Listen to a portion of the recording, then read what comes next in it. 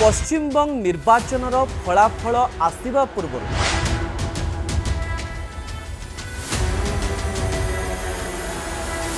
पश्चिमबंगर Bharatiya Janata party कार्यालय भितर किछि भित्तिरी खबर सामना को आसुछि।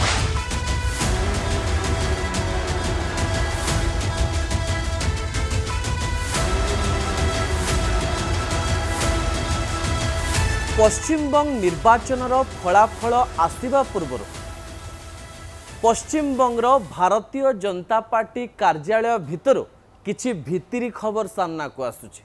जो खबर शुणिले आपण भी आश्चर्य हो जाए। कहा जाउछि जे शुभेन्दु अधिकारी भारतीय जनता पार्टीर विजय को लेकिरी सामान्य दुखित थाई पारंते। ता पछर कारण कौन? विभिन्न एजेंसी एवं विभिन्न गणमाध्यम ए खबर को लोकमानंक सामना को आणुचंती। कारण आपण जानिचंती जे प्रधानमंत्री नरेंद्र मोदी पश्चिमबंग रे भारतीय जनता पार्टीर विजय को लेकिरी बहुत कॉन्फिडेंट अछंते। से तो कहिकिरी पळैचंती जे शपथ ग्रहण उत्सव रे आसीबे। जेहेतु ओडिसा रे समान डायलॉग कहिथिले आ शपथ ग्रहण उत्सव रे आसिले सेथिपई भारतीय जनता पार्टीर कर्मी माने भारी कॉन्फिडेंट अछंते। एग्जिट पोल भी भारतीय जनता पार्टी सपक्ष रे जाउथिबारु भारतीय जनता पार्टीर कर्मी माने भाबिलेनी जे आमे जेमती हेले पश्चिमबंग रे जितुछु और एथरा ममता जाउचंती। एक कथा मिछ भी हेई पारे, एक कथा भूल भी हेई पारे, किंतु एबे भारतीय जनता पार्टीर अंदर महल रे चर्चा अलगा। किए जितिबो किंबा किए हारिबो ताकू नहीं चर्चा नहीं। चर्चा होची जदि भारतीय जनता पार्टी पश्चिमबंग रे जिते ताहले मुख्यमंत्री किए हबो। डरिबा भी स्वाभाविक आज्ञा।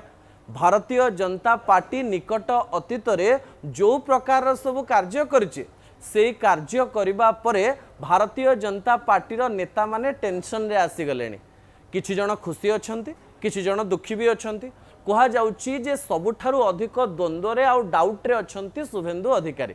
कारण 2016 रे जे दीदी सहित थिले से दीदी सहित विश्वासघातकता करी भारतीय जनता पार्टी को आसिले एवं भारतीय जनता पार्टी रे रही से ममता को हरैचंती गत थर नंदीग्राम रे। आउ एथर भी कहउचंती भवानीपुर तो मु दीदी को जिते ही देवी नाही। एथर नंदीग्राम रू भी से ठिया होइचंती आ भवानीपुर रू भी से ठिया होइचंती। कोन पई से द्वंद्व रे अछंती? आपण जानिचंती जे ओडिसा रे मुख्यमंत्री मोहन चरण माझी हेबे बोली केही जानि नथिले।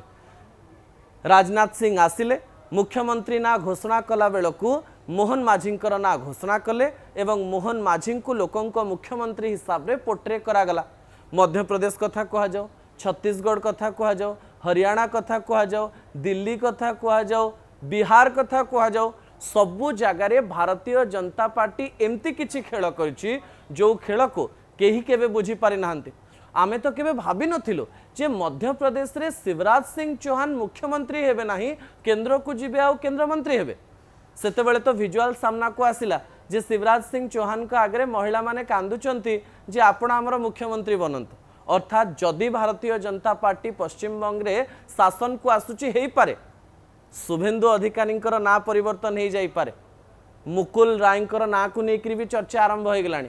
अन्य पटे जदि जदि ममता बनर्जी हारी जाती से समय भारतीय जनता पार्टी एया चिंता करि पारे जे महिलांकर भोट को लेकर से माने आगो को आसिचंती एवं जने महिला मुख्यमंत्री को हरैचंती। सेइथि पई पश्चिमबंग रे जने महिला को भी मुख्यमंत्री कर दे पारे भारतीय जनता पार्टी। भारतीय जनता पार्टीर निकट अतीतर हिस्ट्री एमती अनेक कथा को प्रमाणित कर सारी। अनेक दाबीदार थिले किंतु राष्ट्रीय अध्यक्ष किए हेले? नितिन नवीन हेले। केही केबे कल्पना भी करि नथिले। बयस थिला 45। आउ एबे भारतीय जनता पार्टी 40 रु 50 वर्ष बयसर नेता माननकु बहुत इंपोर्टेंस दउची। यूथ पावर को लोकों को आगे रखिबा पई एवं नुआ चेहरा सामना को आनिबा पई सबु प्रकार प्रचेष्टा करुची। एही समय भारतीय जनता पार्टी रे थिबा नेता माने भाबिलेनी ताले आमे भी मुख्यमंत्री हेई परिबु एवं मुख्यमंत्री हवा पई कंपटीशन आरंभ हो गलानी। दिल्ली पर्यंत लॉबी जीवा आरंभ हेलानी। रिजल्ट न बाहरणु नेतांकर एई सब कथा समस्त को द्वंद्व पकई देछि एवं सेइथि पई शुभेन्दु अधिकारी टिके दुखित अछंती। जदि भारतीय जनता पार्टी जिते तांको उपमुख्यमंत्री कर दिया जीवनी तो तांको केवल मंत्री पद दिया जाय संतुष्ट करा जीवनी तो ए समस्त कंथा ताक मन को आसुची।